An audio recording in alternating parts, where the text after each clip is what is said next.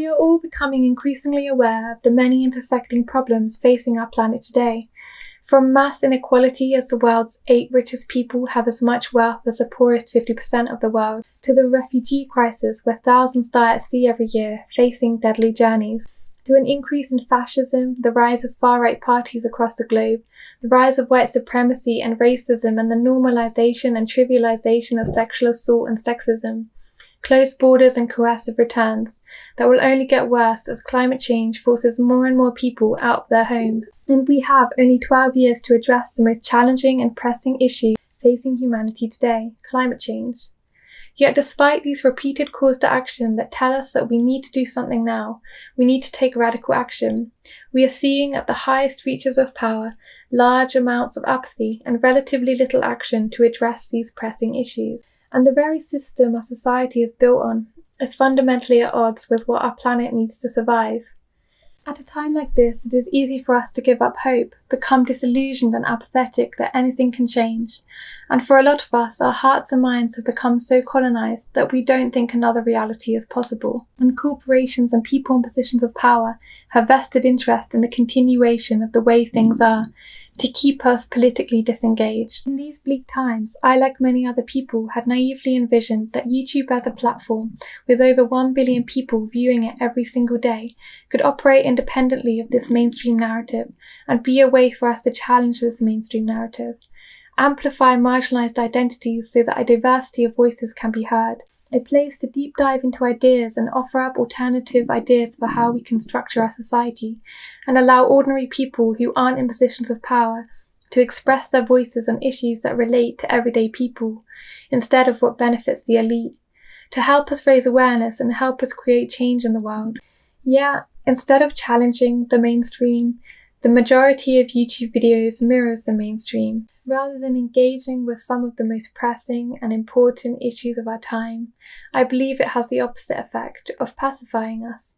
Take, for example, the fact that the majority of videos on this platform that are consumed are product reviews, haul videos, beauty channels, lifestyle videos, gaming videos, meme channels. Here, just as in mainstream entertainment, authenticity has become a brand. The idol worship we see in mainstream entertainment is even more insidious online, as it's often more intimate, as YouTubers market themselves as more genuine celebrities, where we idolize identities that we aspire to become. They present a certain unrealistic image and lifestyle, making us think that in order to be happy, we need to have that lifestyle. The beauty community often offers up unrealistic and unattainable standards of beauty that make you feel inferior or bad about yourself in comparison. You wish you have their life, their looks, their wealth, their personality. Haul videos making you constantly want more and more things that don't make you happy, all the while normalizing and promoting materialism and consumerism, and values such as individualism, hedonism, selfish behavior, excessive wealth whilst people are suffering is normalized and trivialized. The organizational structure of YouTube and the way the algorithm works favors the top 1%. There is a homogenized, whitewashed appearance and lifestyle of the majority of popular YouTubers. And then there's the fact that YouTube has demonetized videos about issues such as feminism, politics, racism, classism, environmentalism, which may explain why there are so few YouTubers that talk about topics addressing social and political issues. And just as mainstream life is presented as a meritocracy where anyone can succeed if they try hard enough regardless of their background, so is YouTube, with little understanding of the ways in which factors such as class, appearance, race, income, gender can act as powerful barriers to entry on this platform. Even communities that were once sub-communities talking about important topics have often become hijacked. For example, the vegan movement is becoming commercialized and an individualistic lifestyle choice, so it's all about promoting and selling the latest vegan product, and about viewing animal liberation as a consumer choice, placing blame on individuals irrespective of how class and race and many other factors can make veganism inaccessible to many, rather than promoting a collective movement to challenge systems of oppression against animals. I'm not saying there's anything necessarily wrong with these channels. We all, of course, need to switch off at times, but As Zara says in her video, the more homogenized and insular and privileged the existing narrative is, so too go social norms and expectations and ways of being. When the majority of YouTubers are not discussing important topics, what is being promoted to the over 1 billion viewers of YouTube a day is that it's okay to be politically disengaged, to not care about issues in our society, to not engage in critical thought. All of these things made me feel that YouTube as a platform just wasn't for me. Not just as a content creator, but as a viewer. My voice and ideas and opinions didn't fit in. But I realised that I can't expect the platform to magically be different if I'm not willing to be part of a movement that makes it different. The platform should be used in part to discuss some of the most important and pressing issues of our time. And I found a small part of YouTube that is doing just that, creating content in the belief that it will help bring about a better world.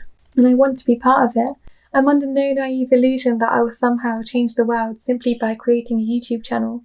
Making videos is only a small part of the activism I will be engaged in.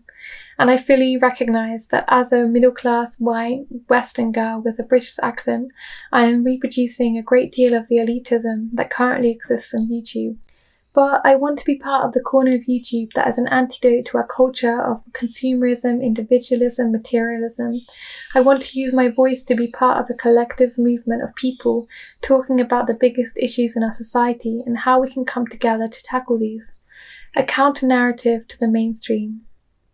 So I've told myself I will give myself a year to see if online activism is for me. I've finished my job in China working for an environmental NGO, I've graduated and just moved to Australia where I can survive off of working just part-time because wages are significantly higher here, to give me the time to research and create videos about topics I am passionate about. Whilst I want to discuss many different topics such as veganism, political ecology, feminism, politics, economic and social injustices from an intersectional anti-capitalist perspective, my main focus will be on climate change. It's not that I think climate change is any more important than any of the other issues.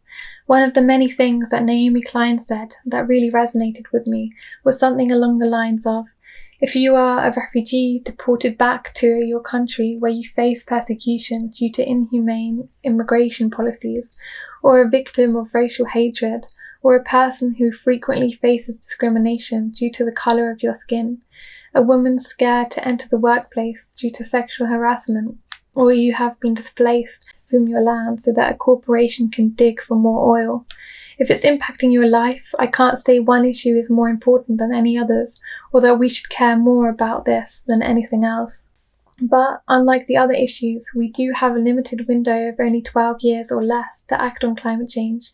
We don't get to redo this if we mess up the first time round, because in a few years' time, our chances of reverting irreversible climate catastrophe will have diminished.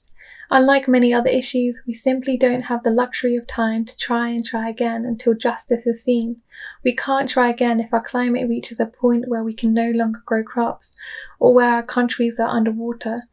I know a lot of what I've talked about today is quite depressing, and it's easy to feel hopeless and helpless, and apathy is often easier than caring. But I hope my videos can be useful and provide some feelings of agency and hope, educate and maybe even inspire in some way, and I hope I can provide some practical strategies for how we can create collective momentum for change.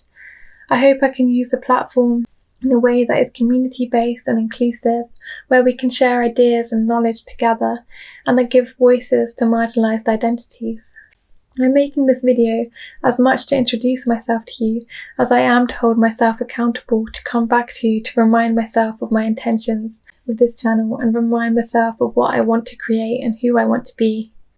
I want to make clear that there is absolutely nothing perfect here. My opinions are just my own and I don't pretend that they are perfect.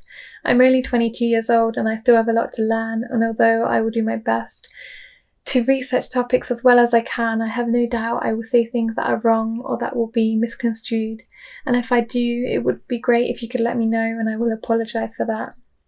That way I can learn and improve next time. Constructive criticism on anything, whether it's my opinions, my research, my camera, my filming, or what I'm saying, would be useful and allow me to improve and grow. I have to admit that although I'm incredibly excited to begin this channel, filming this is a little bit terrifying for me. I keep thinking about, what if I fail? What if I say something wrong and end up hurting people? What if my friends and family find out and judge me? Traditionally, and even today, men have dominated the sphere of politics. In discussing politics, I'm afraid to not be taken seriously for my opinions.